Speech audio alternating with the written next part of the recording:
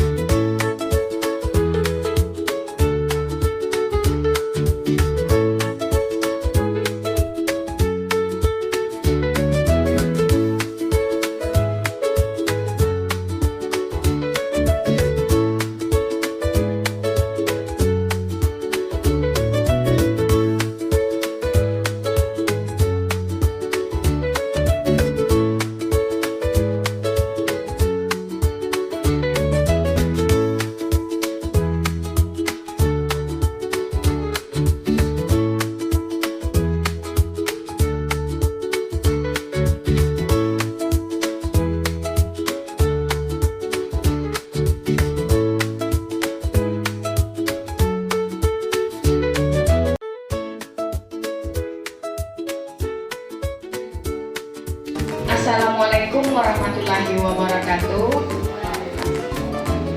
Selamat pagi Bapak Ibu semua. Dingin-dingin makan nasi, paling enak pakai sambal terasi. Sebelum memulai diseminasi, izinkan saya sapa dengan semangat pagi. Semangat pagi.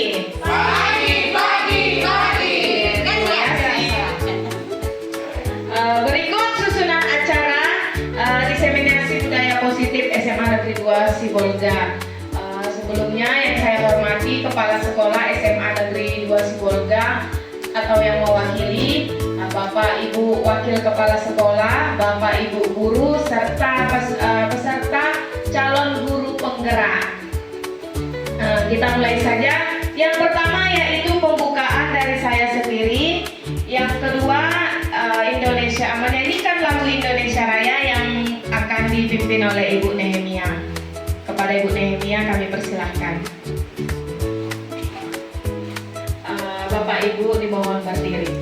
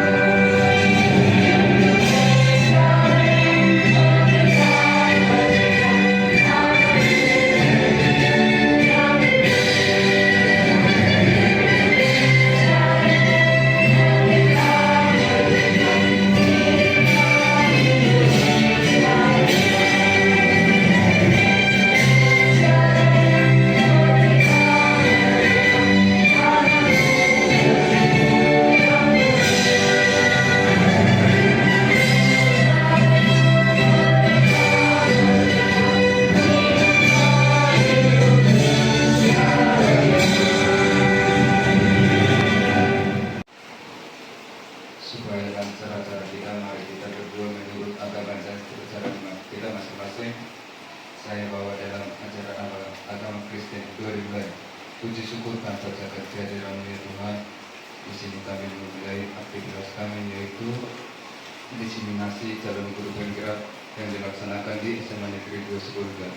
Kalau yang Tuhan yang campur tangan mulai dari awal hingga berakhirnya acara kami di Tuhan.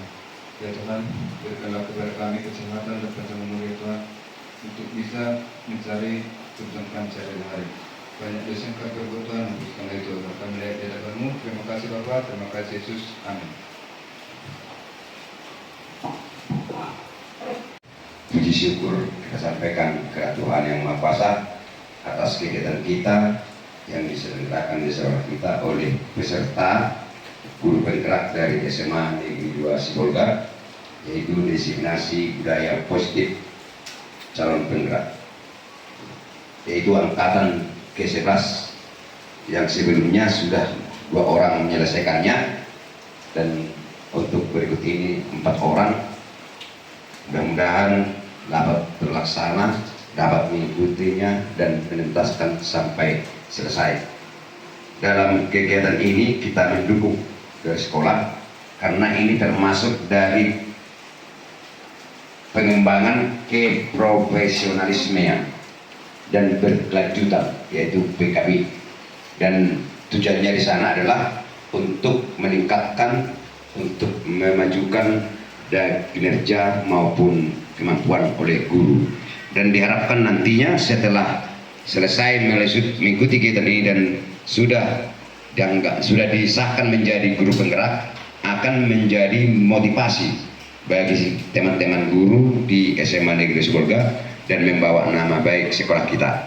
Harapan kami ke depan, guru-guru penggerak semakin banyak, dan kami tahu bahwa guru penggerak itu untuk kegiatannya memang berat dan melaksanakan tugas sekaligus. Setelahnya di sini 2 pekerjaan yang sekaligus saling tidak bisa dilepaskan.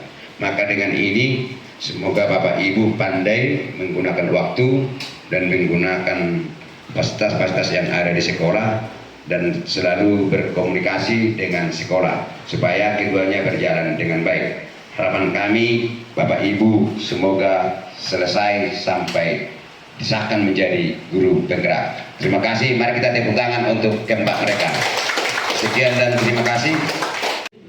Selanjutnya materi akan disampaikan oleh Ibu Ira Puspita Pane, calon guru penggerak angkatan 11 Kota Sibolga.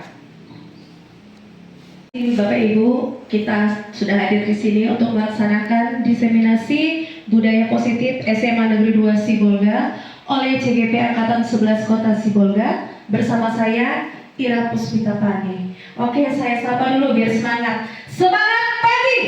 Pagi, pagi, pagi! Luar biasa. Terima kasih Bapak Ibu. Ya, secara tidak langsung Bapak Ibu sudah membawa energi positif bagi saya. Ya, jadi senyum Bapak Ibu, sapaan Bapak Ibu, semangat Bapak Ibu itu juga salah satu budaya positif. Oke Bapak Ibu, kita akan mulai ya. Kita sudah saling kenal, kita langsung aja ke materi kita, yaitu ayo senyum 10 detik. Silakan semuanya berdiri dan saling berhadap-hadapan 20 detik. Maaf. Ayo senyum 20 detik dan saling berhadapan.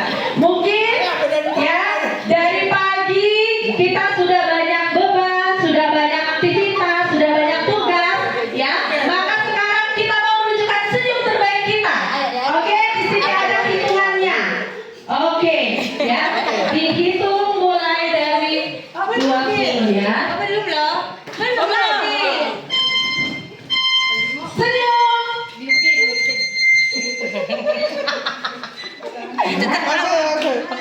14, 13, 12.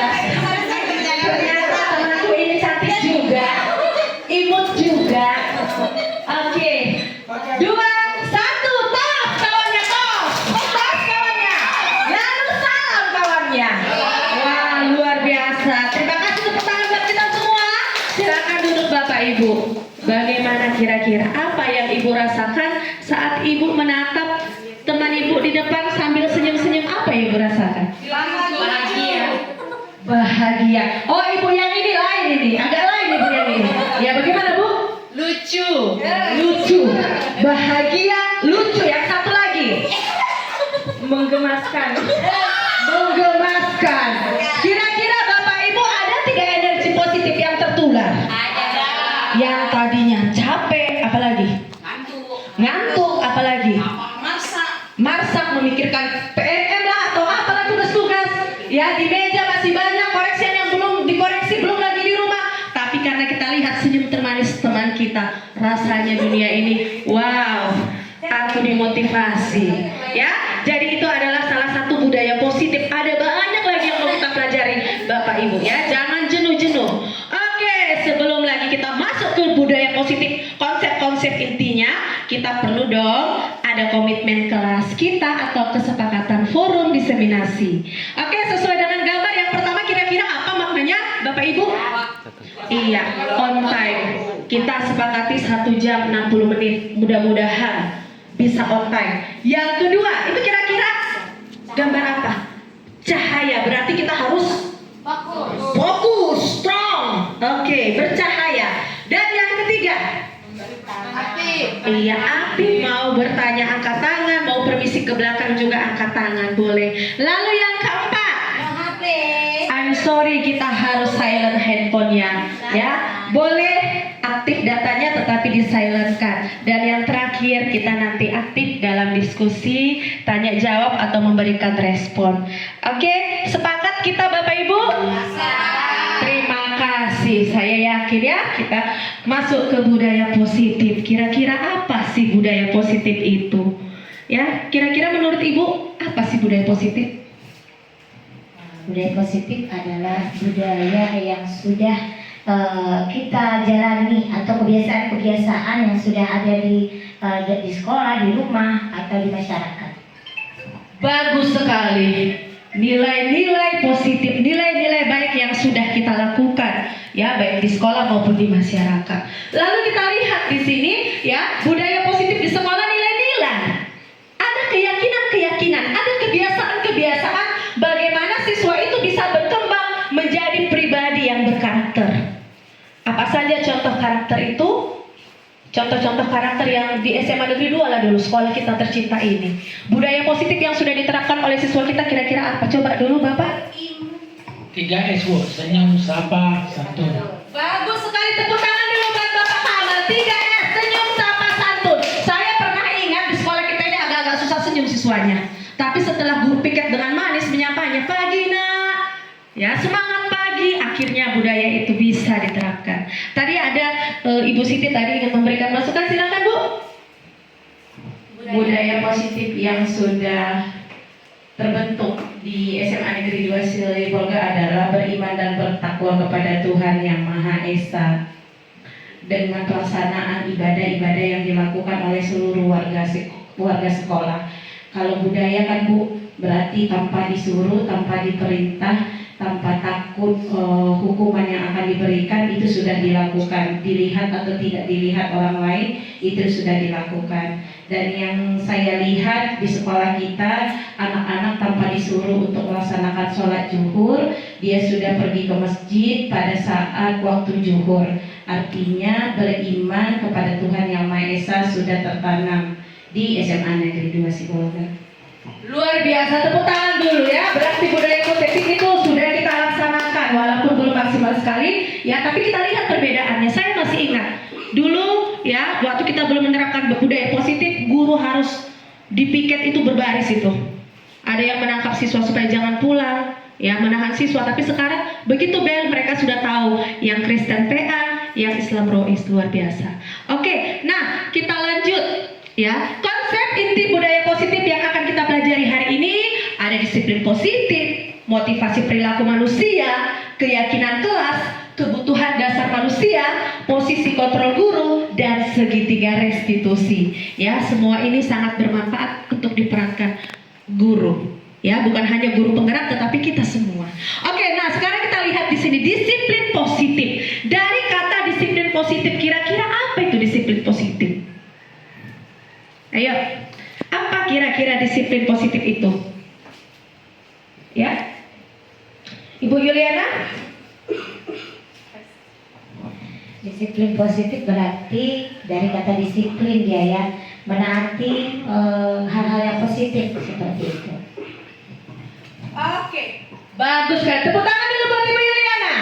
Iya, jadi disiplin ya. Disiplin positif adalah ya suatu cara penerapan disiplin yang mengajarkan siswa untuk bertanggung jawab terhadap diri dan lingkungannya.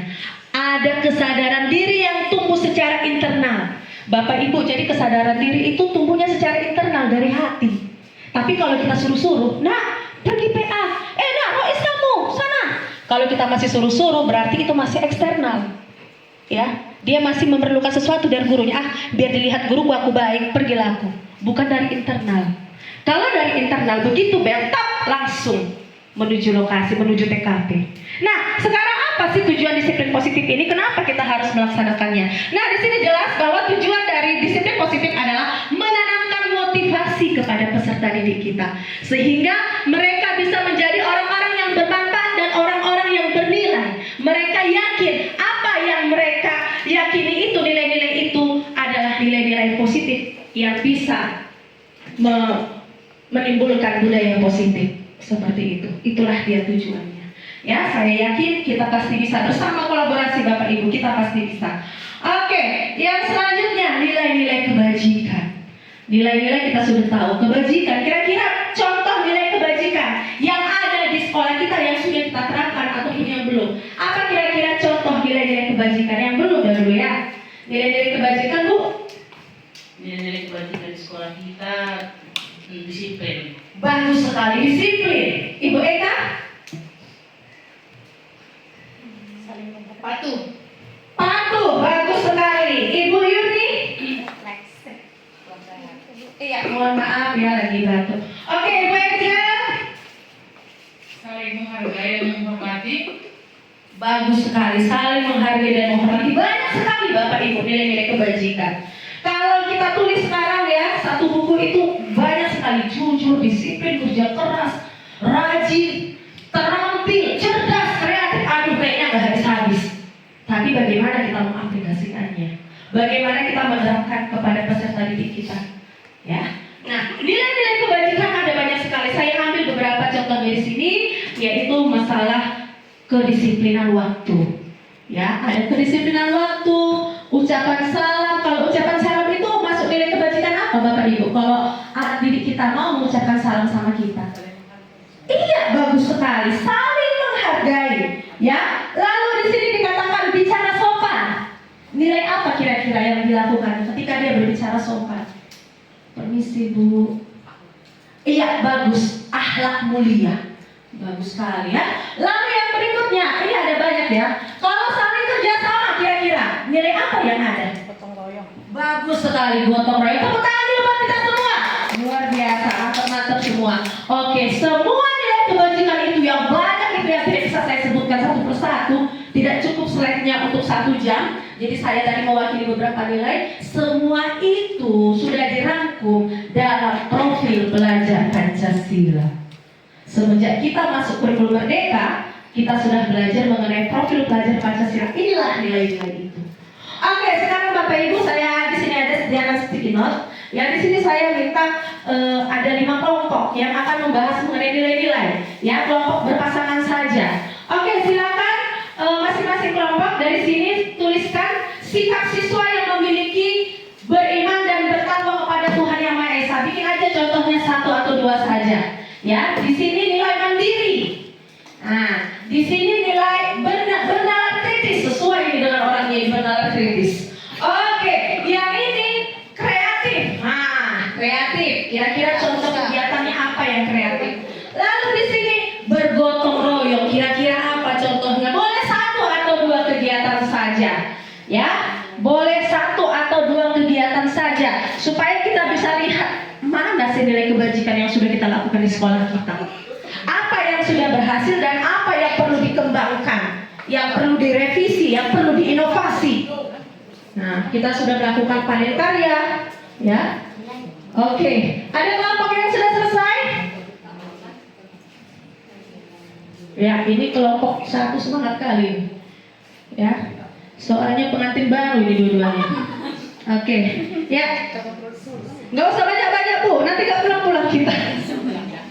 Oke, ya kelompok 1 silakan. Cep.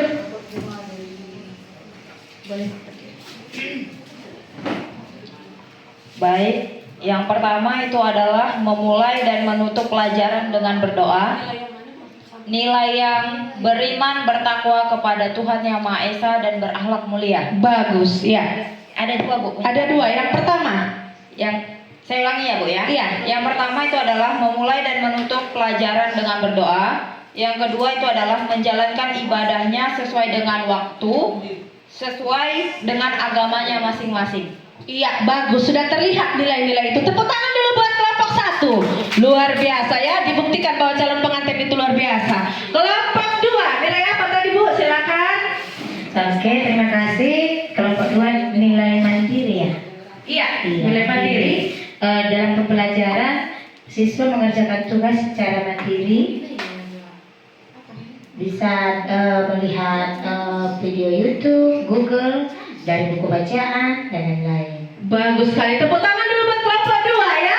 Nilai kemandirian. Kita memberikan penugasan kepada siswa. Ternyata siswa sudah bisa mencari. Kira-kira materi ini saya ingin lebih paham. Saya lihat dari YouTube.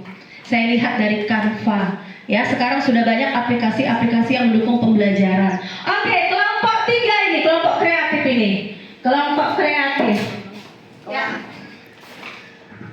Kelompok kreatif nilainya itu seperti siswa membuat pot bunga dari barang-barang bekas seperti dari botol aqua, jadi berguna, bisa digunakan lagi. Bagus sekali. Tepuk tangan dulu buat kelompok 3. Salah satunya waktu fashion show kemarin ya, daur ulang. Kita sudah menampilkan sesuatu yang luar biasa. Ya, itu salah satu nilai kebajikan di bidang kreativitas. Oke, kelompok yang berikutnya, kelompok 4. Nilai kebajikan yang diberikan kepada kami adalah bernalar kritis. Contohnya yang sudah dilakukan oleh peserta didik baik di dalam kelas maupun di luar kelas adalah yang pertama, rasa ingin tahu dari peserta didik. Yang kedua adalah membaca dan menganalisis terlebih dahulu sebelum mengucapkan sesuatu dan melakukan sesuatu. Yang ketiga adalah terlihat dari peserta didik dalam mengambil suatu keputusan. Contoh misalnya ada kasus nih di dalam kelasnya, ada 2 orang temannya itu berantem atau bertengkar, tidak langsung mengambil keputusan dan menyatakan bahwa yang ini bersalah, yang ini yang menjadi korban, tetapi menganalisisnya terlebih dahulu, mencari tahu, kemudian menanyakan kembali kepada 2 orang yang sedang mengalami kasus sehingga bisa mengambil suatu keputusan. Itu menurut kami Bu yang sudah jalan di SMA Negeri 2 Sibolga. Oke, bagus sekali, sangat mencerahkan. Kita tepuk tangan dulu buat kelompok 4. Ya, benar. Jadi siswa kita sudah bisa menganalisis Bapak Ibu, memahami dan menganalisis. Ya, itu salah satu ciri bernalar kritis. Oke, kelompok terakhir yang lebih dahsyat lagi. Ya, kelompok terakhir. Nilai-nilai gotong royong yang sudah terlaksana di peserta didik SMA 2 Negeri Sibolga. Yang pertama adalah mereka sudah melaksanakan piket kelas sesuai dengan jadwal mereka masing-masing. Iya. Yang kemudian kedua, mereka sudah menyelesaikan diskusi kelompok yang diberikan oleh guru mereka dan diselesaikan dengan tepat waktu. Oke, bagus sekali. Tepuk tangan buat kita semua, Bapak Ibu, luar biasa. Oke, tadi sudah budaya positif, disiplin positif. Sekarang motivasi perilaku manusia. Bapak Ibu, saya yakin kita adalah guru-guru yang disiplin. Ya, saya pernah lihat Pak Kamal masuk kelas belum bel. Ya, belum bel udah duluan dari kelas. Luar biasa. Tepuk tangan dulu buat Pak Kamal. Kira-kira Pak Kamal apa motivasinya Bapak cepat datang ke kelas? Bahkan sebelum bel Bapak sudah masuk. Apa motivasi Bapak? Mohon izin Bu, motivasi saya adalah untuk membawa perubahan di mana segala sesuatu hal yang baik itu saya tidak perlu penilaian, penghargaan untuk saya, tapi untuk membawa perubahan ke hal-hal yang lebih baik lagi Bu. Terima kasih. Tepuk tangan dulu buat Bapak Kamal. Bapak Ibu, ketika saya tampil rapi dan cantik ke sekolah, kira-kira apa sih motivasi saya? Jangan-jangan supaya ada seseorang yang tatapannya sama saya semakin nyaman atau bagaimana ini sebenarnya? Iya, kira-kira menurut Bapak Ibu kan kita semua selalu ingin berpenampilan rapi, manis, elegan di depan siswa. Kira-kira apa sih tujuan yang mendasari itu? Ibu Suci? Ibu Suci ini selalu tampil modis, cantik dan luar biasa. Keren. Kalau menurut saya ya Bu, tampilan menarik, rapi, elegan di hadapan siswa, memang kita layaknya seorang guru memang harus seperti itu. Karena guru itu adalah gugu dan ditiru. Gugu dan ditiru. Itu saja dari saya kembalikan. Iya, tepuk tangan dulu buat ibu model kita ya. Guru, gugu dan ditiru, tapi tetap harus sampaikan sama siswa ada batasannya. Kalau ibu berlipstik nak, kamu belum bisa ya nak, tunggu dulu nanti dapat gaji dari pemerintah ya nak, atau dari perusahaan seperti itu. Oke, bagus sekali Bapak Ibu, luar biasa ya. Nah, di sini motivasi perilaku manusia itu ada 3 Bapak Ibu. Yang pertama, kita baca dulu bersama dulu. Yang pertama, 2, 3 ya. Menghindari ketidaknyamanan atau hukuman. Jadi kalau datang Pak Kamal ke kelas supaya nggak dihukum oleh ibu kepala sekolah kita, berarti motivasi dia masih motivasi eksternal. Eksternal Bapak Ibu. Ada embel-embelnya. Kayaknya ibu kepala sekolah kalau hari Senin cepatnya datang, cepatlah aku masuk kelas. Tapi kalau hari Sabtu agak-agak santai, lama aku. Nah, itu eksternal. Lalu yang kedua, ya kelompok 1 lah dulu. Kelompok 1 dulu membaca yang kedua. 2, 3 ya. Agar mendapatkan imbalan atau apresiasi atau penghargaan. Iya, senang kali aku dipuji. Asal rapat nama aku aja disebut. Ibu Nur Hasanah itu kreatif kali, inovatif kali. Nah, kalau Ibu Nur Hasanah melakukan itu untuk mendapatkan apresiasi atau penghargaan, berarti masih eksternal.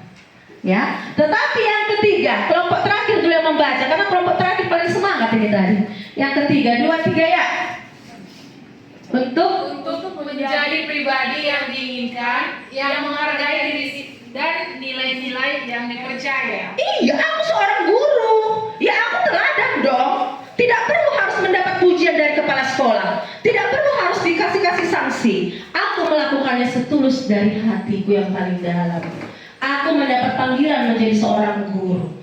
Inilah yang namanya motivasi internal atau intrinsik. Luar biasa. Ya, ini yang kita harapkan kita munculkan Bapak Ibu. Memang bisa sih supaya terhindar hukuman, dapat apresiasi bisa sih, tapi itu jangan jadi tujuan utama. Tujuan utama kita adalah internal. Saya bekerja adalah saya melayani Tuhan. Saya mendidik anak didik saya adalah saya melayani Tuhan. Jadi melayani Tuhan tidak mesti harus khotbah di masjid atau khotbah di gereja, tidak mesti itu. Dengan kita mendidik anak didik kita setulus hati, itu adalah pelayanan. Ya, luar biasa hari ini budaya positif kita.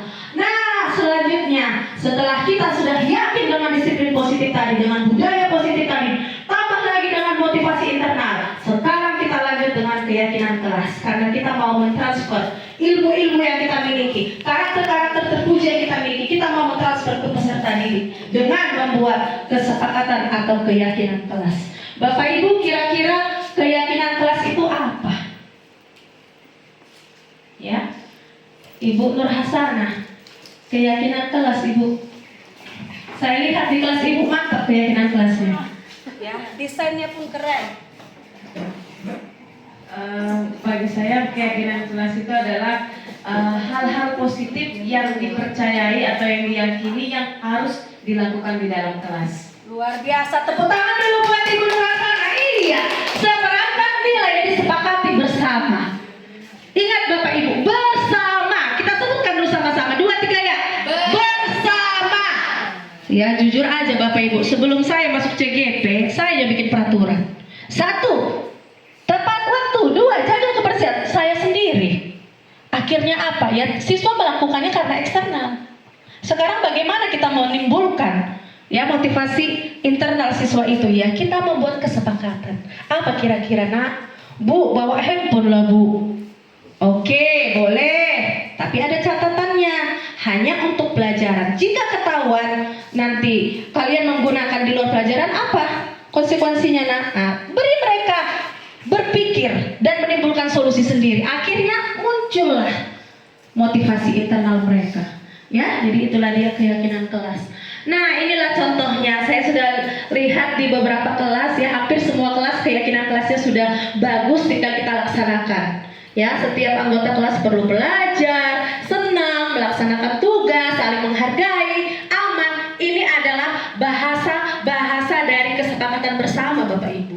Bukan guru, bukan hanya guru yang menentukan. Ya, masing-masing nanti ya silakan tulis kesepakatan apa yang menurut kalian yakini kita terapkan sebagai budaya positif. Mereka akan tulis, gunakan kalimat positif. Nah, ini dia contohnya. Ya, selalu bersikap positif, percaya diri, meyakini bahwa penting menghormati, berarti dilarang bully. Dilarang bully diganti menjadi saling menghormati. Supaya apa loh? Dilarang bully, jadi bully yang mereka pikirkan. Tapi kalau saling menghormati, oh iya, kami saling menghormati. Ya, jadi itulah dia keyakinan kelas. Nah, karena waktunya sudah mulai ya, semakin jam-jam kritis, kita ice breaking dulu sebentar. Silakan berdiri Bapak Ibu, hanya 1,5 menit ini. Sebentar nih ini, tapi asik.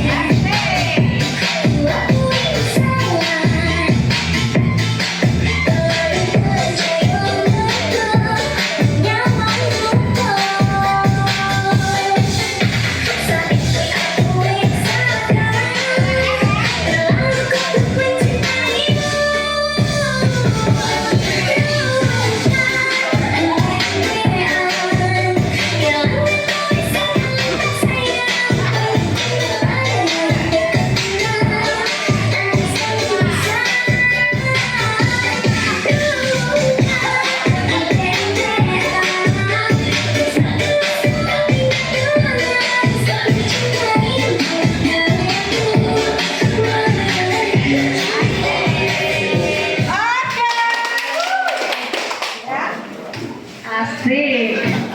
Karena kita sudah kena virus-virus budaya positif ya. Kita sudah kena virus-virus budaya positif, akhirnya semakin semangat goyangannya. Oke, Bapak Ibu, kita lanjut ya. Kita hipnotis dulu diri kita dengan semangat 3 kali ya. Semangat 3 kali dan luar biasa. 2, 3 ya. Semangat, semangat, semangat luar biasa. Oke, kita sudah hipnotis diri kita. Sekarang kita lanjut, yaitu kebutuhan dasar manusia. Wow, setiap orang pasti punya kebutuhan dong. Ya, salah satunya, salah satunya ini. Apalagi Bapak Ibu? Minuman, makanan, bagus. Apalagi Bapak Ibu? Tempat tinggal, uang. Oke, bisa. Cinta, I love you too. Oke, ada lagi Bapak Ibu? Ternyata kekuasaan itu perlu. Kepuasan. Saya merasa nyaman di kelas itu adalah kebutuhan. Tapi ketika seorang dibully, dia merasa ada kebutuhan yang tidak terpenuhi. Nah, jadi kita mau belajar kebutuhan itu apa-apa saja. Apa dampaknya jika salah satu atau lebih kebutuhan itu tidak terpenuhi. Dan kalau terpenuhi, otomatis menimbulkan budaya positif. Nah, sekarang kita lihat Bapak Ibu.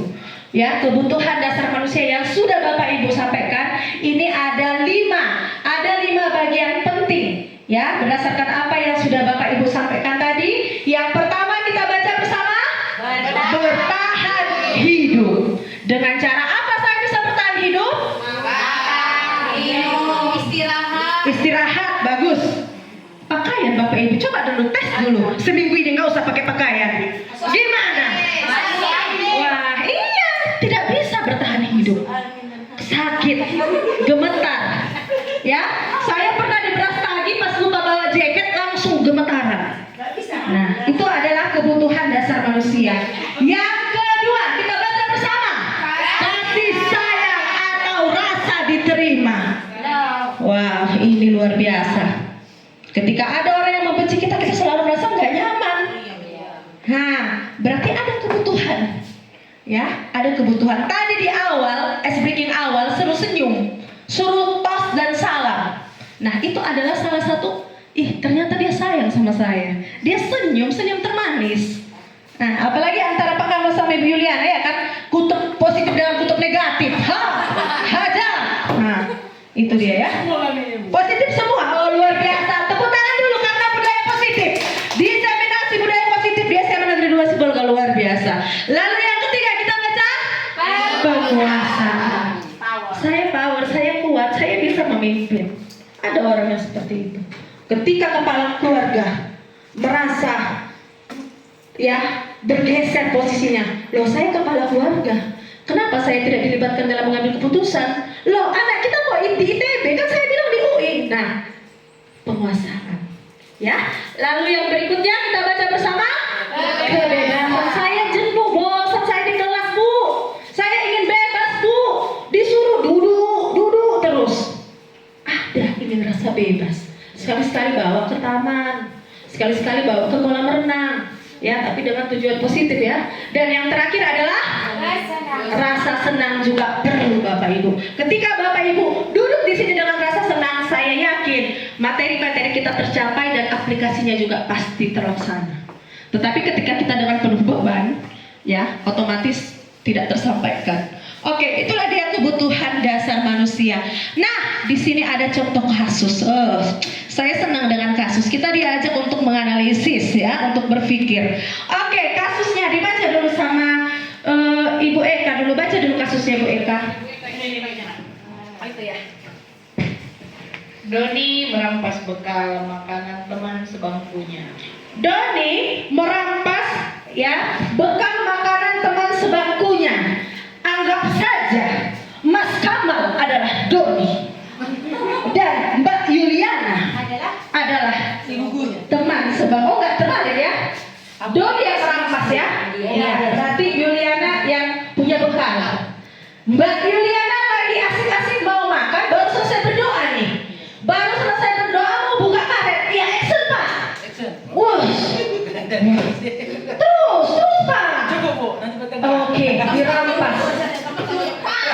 Kira-kira Bapak Ibu, kebutuhan apa yang tidak terpenuhi oleh Pak Kamal sehingga dia harus berebut makanan Ibu Yuliana? Bertahan hidup. Bisa jadi ya, bisa jadi tidak. Oke, masukan dari Ibu Nur saya ini semangat kali.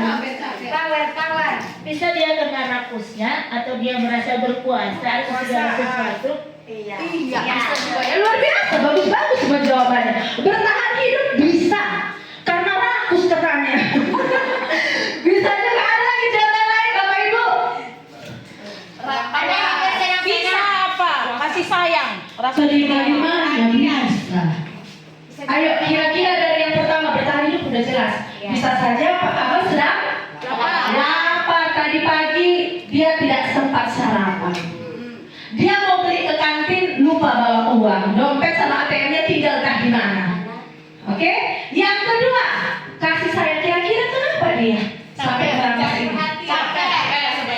Bisa jadi ternyata ada benih-benih ingin diperhatikan. Luar biasa, Bapak Ibu analisisnya sudah soal hoax ini luar biasa Bapak Ibu. Ya, yang ketiga, kira-kira bagaimana Pak Kamal ini? Karena ketua kelas dia. Kepala suku dia. Lihat dari kelas ini, cuma dia paling ganteng. Ya, cuma dia merasa, hei saya berkuasa.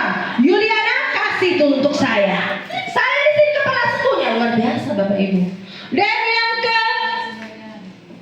keempat, kebebasan. Iya, itu berkaitan dengan penguasaan. Pertama dia penguasa, keduanya dia semau gua. Suka kulah kenapa rupanya? Kalau aku mau makan makananmu kenapa rupanya?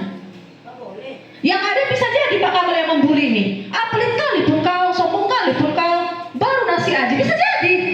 Bisa aja dia di situ ingin kebebasan, ingin menunjukkan sikap-sikap yang bebas. Ya, dan yang terakhir kesenangan.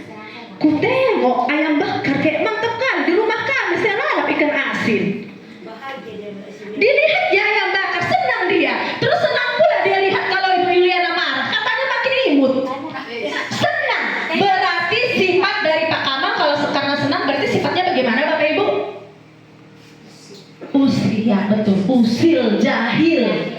Berarti Bapak Ibu, tidak selamanya orang itu punya niat jahat itu, ya, karena kebutuhan tidak terpenuhi dia jadi jahat, belum tentu.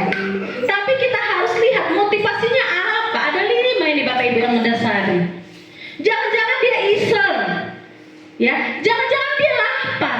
Kenapa orang lapar ketika mencuri pisang harus masuk penjara? Sedangkan yang korupsi miliaran masih tenang-tenang ketawa. Nah, ini perlu menjadi perhatian kita. Artinya apa? Ada motivasi-motivasi. Ya, kita harus pahami, apalagi kita sebagai seorang guru. Nah, salah satu kita memahami, ya, siswa kita memahami peserta didik kita, yaitu dengan melakukan posisi kontrol restitusi. Apa saja posisi kontrol restitusi? Ada 5 Bapak Ibu. Inilah yang kita lakukan sehari-hari. Ada yang sudah tepat atau efektif, ada yang belum tepat atau tidak efektif. Yang pertama, yaitu sebagai apa Bapak Ibu? Kira-kira kalau sebagai penghukum, coba bikin dulu satu kalimat dulu Ibu Angelina sebagai penghukum. Saya tidak mengerjakan tugas, Bu. Kenapa kamu mengerjakan tugas, Nak? Lupa, Bu. Misalnya ya, bikin satu kalimat hukuman. Usap.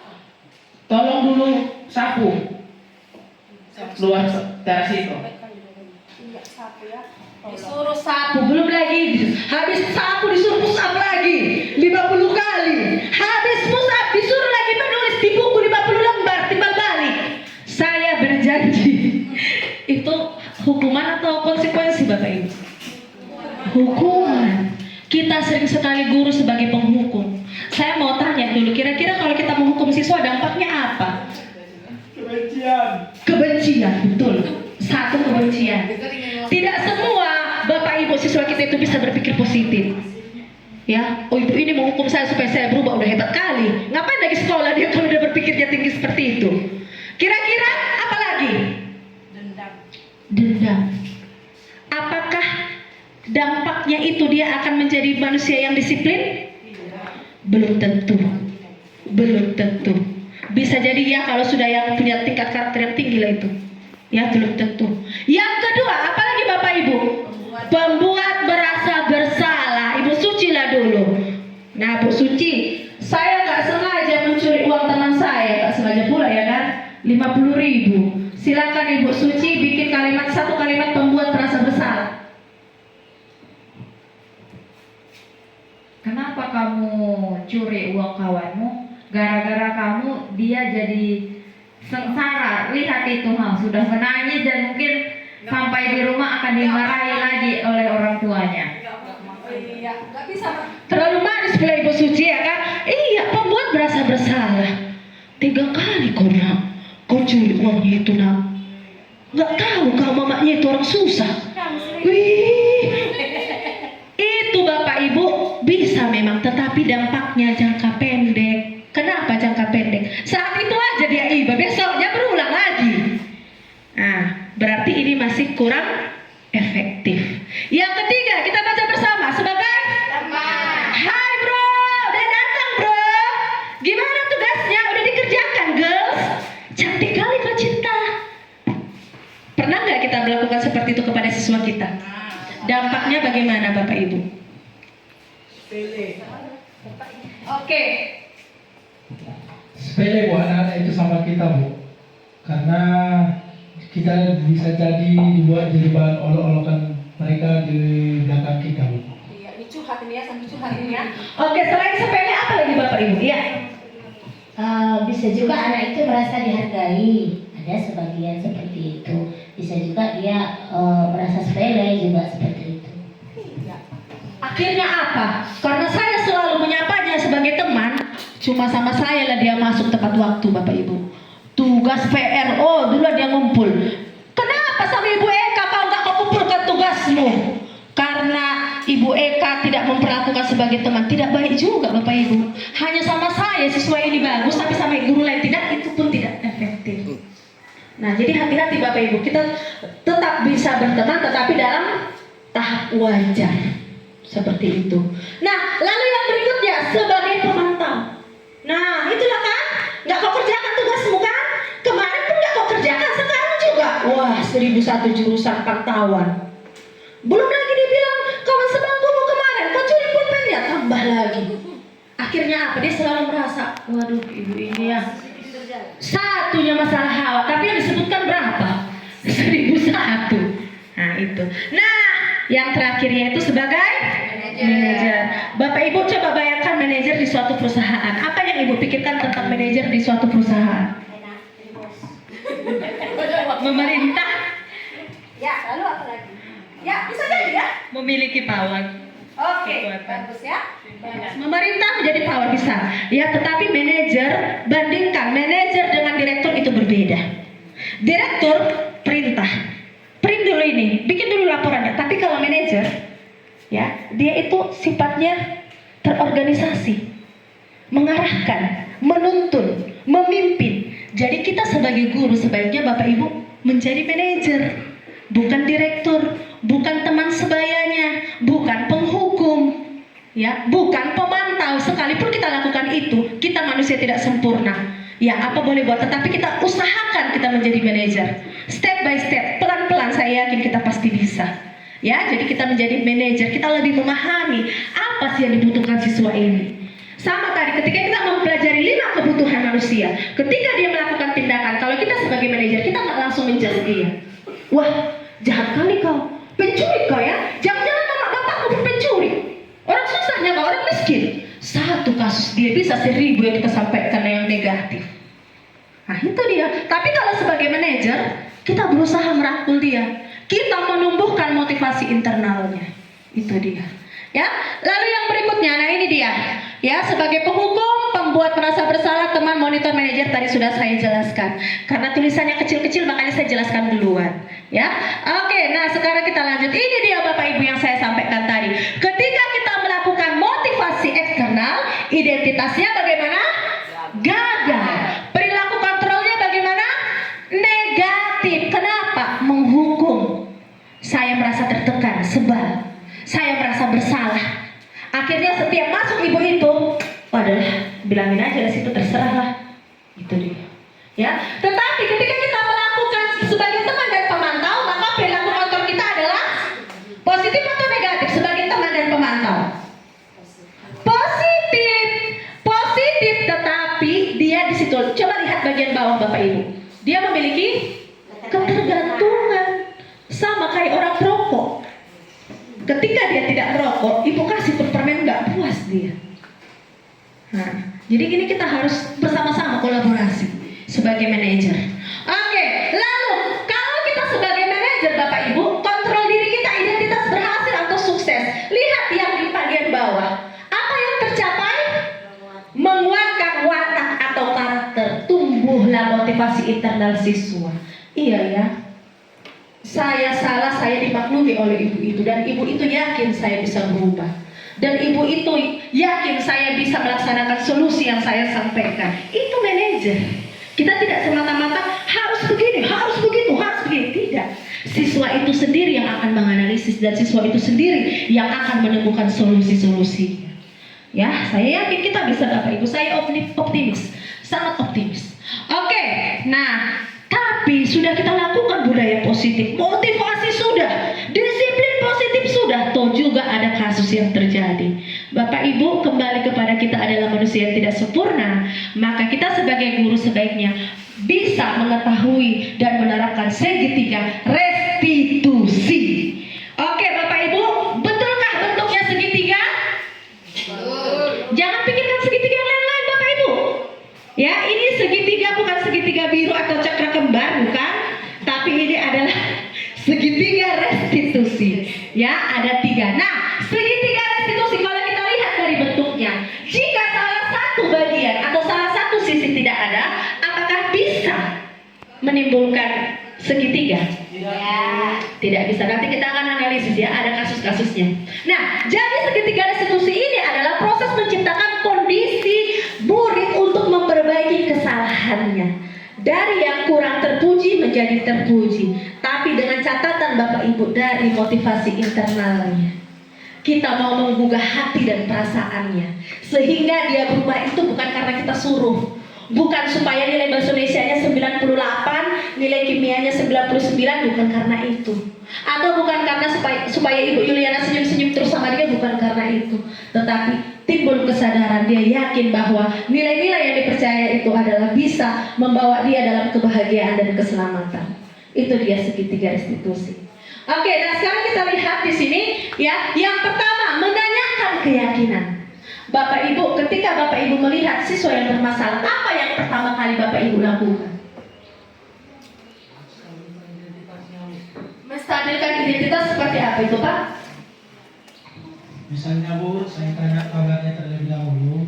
Kalau dia menjawab sehat, baru saya tanya apa penyebabnya kamu saya panggil ke sini. Itu dan lainnya. Iya. Bagus sekali. Yang pertama adalah menanyakan keyakinan, ya. Menstabilkan identitas.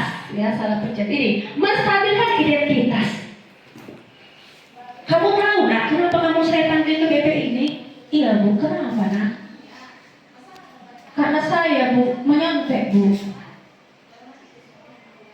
Menyontek? Oh, menurut kamu menyontek itu perbuatan apa? Stabilkan dulu, jangan-jangan menurut dia menyontek itu kayak bagus, kreatif. Ada, jadi kita mengatakan kreatif Bu, kalau menyontek, gak usaha itu Bu. Luar biasa, boleh. Ketika siswa membilang seperti itu, apa yang kita lakukan Bu Suci? Berbagi itu indah katanya. Iya, berbagi itu indah. Kata Ibu Merasana apa? Ketika siswa bilang, kreatif lah Bu kalau bisa nyontek, inovatif, berarti jago saya. Apa jawabannya? Belajar itu meluruskan pendapat mereka bahwa itu adalah kegiatan yang negatif. Iya, bagus sekali. Meluruskan, tepuk tangan dulu buat Ibu Suci dan kita semua. Meluruskan, iya benar. Tetapi ketika kita meluruskan, ya itu masih motivasi eksternal, masih eksternal Ibu. Memang benar yang dilakukan, betul. Tetapi masih eksternal, artinya dorongan kita. Dorongan dia gimana? Coba dulu kamu pikirkan nak. Si A belajar, si B tidak belajar, nilai si B lebih tinggi, ini tidak. Padahal usahanya luar biasa, ya. Padahal sebelajar-belajarnya ini pun belum tentu dia langsung jadi presiden dia, ya. Bagaimana kira-kira ya? Dia harus mengevaluasi dalam dirinya. Itu yang mau kita timbulkan. Evaluasi dalam dirinya. Jangan kita yang meluruskan, jangan. Sampai dia menemukan analisis, menemukan solusinya, dan dia juga komitmen untuk melaksanakannya. Itu dia segitiga restitusi. Yang kedua nanti validasi kebutuhan dan meyakinkan dan menanyakan keyakinan. Nah, menstabilkan identitas tadi sudah saya jelaskan. Nah, di sini ada kebutuhan. Iya. Setiap manusia ketika melakukan pelanggaran pasti ada kebutuhan yang tidak terpenuhi. Jangan langsung kita jahat. Kamu orang jahat. Sama saya senang sama Ibu Nurasana. Kemarin ada siswanya yang dalam tanda kutip ya negatifnya banyak sekali, tapi Ibu Nurasana masih bisa menemukan. Ternyata di balik positif itu ada positifnya. Iya, di balik negatifnya itu ada positifnya. Nah, coba kita lihat jelas. Berarti kebutuhan-kebutuhan yang tidak terpenuhi itulah yang mau kita analisis seperti itu. Dan menanyakan keyakinan. Kita langsung aja ke kasusnya Bapak Ibu. Ini dia ini. Ya, nih. Tolong dulu dibacakan oleh Ibu Nursema makanya semangat ini. Oh, Ibu Angel Purba. Kasus siswa menyontek saat ulangan harian pelajaran bahasa Indonesia. Seorang siswa yang bernama Gaston ketahuan melakukan kecurangan dengan menyontek pada saat pelaksanaan ulangan harian pelajaran bahasa Indonesia. Iya, ini dia skenarionya. Ketika kita menstabilkan identitas, iya, tidak ada manusia yang sempurna nak. Artinya dia nggak langsung merasa saya adalah manusia paling berdosa sehingga dipanggil Ibu Ira. Yang biasanya Ibu Ira senyum, tiba-tiba matanya melotot. Enggak itu. Wah, ternyata Ibu Ira masih memahami. Iya nak, yang kamu lakukan itu ya manusia tidak ada yang sempurna. Ya, nah jadi di sini katakan ya kamu sudah baik, kamu mau mengakui kesalahan, malah kita bilang dia baik. Bayangkanlah dulu, sudah jelas-jelas dia menyontek, kita bilang lagi dia baik. Karena apa? Saya masih memberikan penghargaan bagi yang mau jujur. Kita beri penghargaan. Nilai-nilai kebajikan itu ada banyak Bapak Ibu. Ya, yang terselubung itu kita munculkan supaya apa? Supaya dia merasa identitas dia itu ada. Saya dihargai. Saya seorang anak yang disayangi oleh guru saya. Ada identitasnya. Lalu yang kedua, validasi tindakan salah. Yang guru, ya saya sebagai guru lah dulu kali ini ya, bukan menggurui, tapi saya coba dulu skenario ini dan Bapak Ibu jadi siswa. Mengapa kamu menyontek? Karena suasana begitu sulit, jadi saya memutuskan dari jawaban yang Jadi menurut kamu tindakan itu benar atau salah? Nah, kalau dijawab salah, berarti dia langsung sadar. Kalau dijawabnya, biasanya Bu zaman sekarang Bu, apa gunanya handphone itu, gadget itu? Nah, itu. Kembali kita harus motivasi internalnya kita apakan? Ya, kita kelola. Lalu apa yang sesuai dengan keyakinan kelas? Kembali kita ke keyakinan kelas. Apa yang kita sepakati kemarin, Nak? Yang kita tulis-tulis pakai warna kertas warna-warni, kita tempelkan di kertas. Apa itu, Nak? Iya, Bu. Ternyata saya belum jujur, Bu. Ada nilai kejujuran yang mereka sepakati. Akhirnya apa? Dia ingat lagi, flashback dia ke masa lalu. Oh iya, saya tanda tangani pula ya. Di kelas Ibu Virgin lengkap dengan tanda tangannya lagi. Ditempel di kertas. Apa? Akhirnya dia ingat, oh iya, pernah saya sepakati harus jujur. Ternyata saya belum jujur. Nah, dia sendiri yang menganalisis bahwa dia salah, bukan gurunya. Hei, kau salah kan? Perbuatanmu dosa, masuk neraka kau. Nggak, jangan lagi. Sekarang kita terapkanlah segitiga restitusi. Yakin pasti bisa. Lalu menanyakan keyakinannya, untuk kedepannya apa yang kamu lakukan, Nak? Dia sendiri yang berpikir apa yang mau dia lakukan, bukan kita yang bilang kamu harus belajar ya Nak. 1000 kali kita bilang, mending didengarkan dia. Tapi kalau dia sendiri yang mengatakannya, mudah-mudahan lah Bapak Ibu. Ya, itulah dia. Sampai sekian. Ada yang mau bertanya? Ya, wah, bagian belakang kayaknya semangat sekali Bapak Ibu. Ya. Terima kasih atas kesempatannya. Iya. Yang ingin saya tanyakan, apakah segitiga restitusi itu bisa dilakukan untuk semua kasus di kelas ataupun di sekolah? Oke, baik. Saya tampung dulu. Ibu Angel Purba, satu lagi. Apakah tadi langkah-langkah segitiga restitusi itu harus diterapkan ketiga-tiganya secara keseluruhan untuk setiap persoalan? Terima kasih. Iya, bagus sekali. Tadi pertanyaan Ibu Nur Sema yang pertama adalah apakah dalam semua kasus yang dihadapi di sekolah bisa menggunakan segitiga restitusi? Nah, saya jawab Ibu, ada banyak sekali kasus dan setiap kasus itu memiliki kompleksitas. Ada yang rendah, sedang, tinggi. Ketika dia masih di tahap rendah dan sedang, kita dapat melakukan praktik segitiga restitusi. Tetapi ketika dia berat, itu kita harus gercep. Nggak sempat lagi kita nanya, kenapa Kak benjol-benjol kepala? Enggak, udah berdarah, matanya keluar satu, kan nggak mungkin kita tanya lagi. Apakah? Mohon maaf ya Ibu ya, saya terbawa perasaan emosi jadinya ya kan. Ya, udah keluar matanya satu, apakah? Jadi tidak semua kasus itu bisa diterapkan segitiga restitusi. Ya, yang tahap rendah sedang bisa. Tapi kan dalam setiap sekolah itu kan biasanya kalau kasus berat itu kan 1-2 Bapak Ibu. Ya, lebih banyak kasus sedang dan rendahnya seperti itu. Bagaimana Ibu Nur Sema, bisa berterima? Bisa. Terima kasih Bu. Oke, pertanyaan yang kedua tadi masih terkait dengan segitiga restitusi. Apakah harus ketiga-tiganya? Ya, tadi saya sudah sampaikan juga, tapi di sini saya akan lebih detail menjelaskan. Ya, di sini kalau kita lihat ada ketiga tahapan itu memang iya harus ada. Identitasnya dulu kita stabilkan, lalu yang kedua kita validasi tindakan yang salah. Nah, menurut dia kesalahan dia itu benar menurut dia. Itulah anak zaman sekarang Bapak Ibu, kita ada di generasi Gen Z yang harus memahami pola pikir mereka berbeda dengan kita. Jadi ya kita harus meluruskan dengan cara apa? Motivasi internalnya tadi kembali kita bangkitkan. Lalu yang ketiga yaitu menanyakan keyakinannya. Nah, di saat menanyakan keyakinan, disitulah muncul solusi-solusi internal dari diri dia sendiri. Luar biasa Bapak Ibu, sangat bersemangat. Kita beri tepuk tangan buat semuanya. Akhir kata saya Irakus Pita Pane mengucapkan terima kasih. Semoga bermanfaat. Mohon maaf bila ada kekurangan dan kesalahan. Selamat sore. Sore. Luar biasa. Karena kita mau pulang harus lebih semangat Bapak Ibu. Selamat sore. Sore. Luar biasa. Terima kasih. Materi yang telah disampaikan oleh Ibu Ira Puspita Pane semoga bermanfaat bagi kita semua. Salam guru penggerak, tergerak, bergerak, menggerakkan. Selamat pagi, saya Ibu Nur Saimah Hutan Galung sebagai audiens diseminasi budaya positif positif di SMA Negeri 2 Sibolga oleh Ibu Ira Puspita Pane, CGP Angkatan 11 Kota Sibolga. Saya merasa sangat senang mendapatkan praktik baik budaya positif. Saya tertantang untuk menerapkannya dan melaksanakannya sehari-hari di sekolah serta mendapat pemahaman baru tentang segitiga restitusi. Ternyata ada solusi efektif yang bisa dilakukan dalam menangani suatu masalah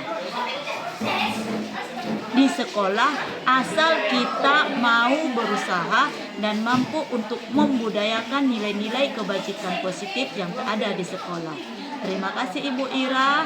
Salam tergerak, bergerak, dan menggerakkan.